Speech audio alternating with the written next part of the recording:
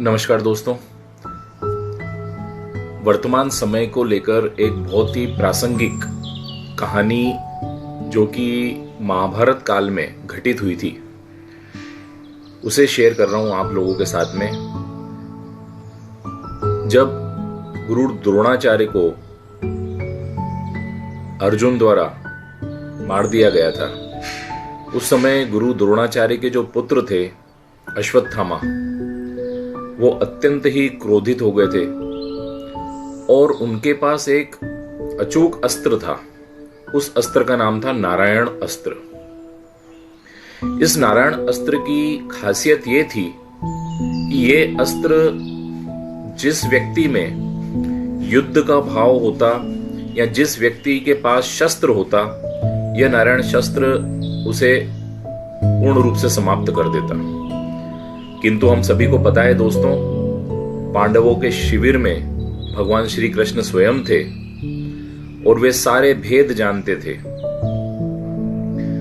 उन्होंने पांडवों की सेना में यह घोषणा करवा दी कि नारायण अस्त्र चलने के बाद प्रत्येक व्यक्ति युद्ध का भाव मन से निकाल दे, शस्त्र नीचे रख दे और हाथ जोड़कर खड़े हो जाए।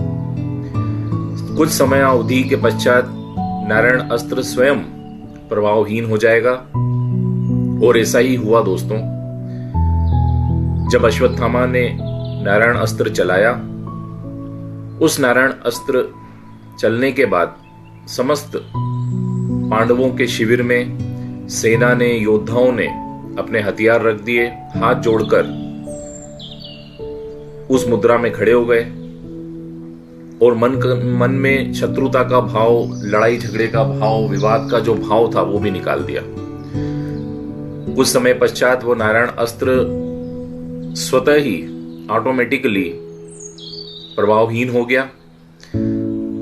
आज हम लोग इस लॉकडाउन में अपने अपने घरों में बैठे हुए हैं। सभी के मन में यह प्रश्न है कि जिंदगी या जीवन एक प्रकार से रुक सा गया है। लेकिन मित्रों, कोई भी चीज कभी भी अमर नहीं होती, निरंतर नहीं होती। समय बदलता है, परिस्थितियां बदलती हैं।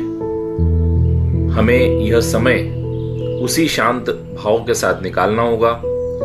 और यह जो समय है जो आज हम परिवार के साथ बिता रहे हैं, भागदौड़ भरी जब लाइफ वापस स्टार्ट होगी, जो जीवन हमारा पूर्वतन जो जीवन था, वही लाइफ स्टाइल जब पुनः स्टार्ट हो जाएगी, तो हमें ये समय नहीं मिलेगा।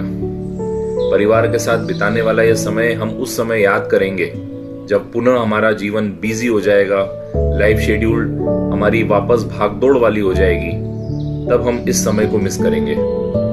इसीलिए इस समय को अच्छे से बिताएं, चिंता मुक्त होकर बिताएं। जो समय आया है वह कभी स्थिर नहीं होता। शाम आई है तो सुबह निश्चित रूप से आएगी। जितनी गहरी रात होगी उतना ही उजाला खूबसूरत होगा। सभी को सुप्रभात।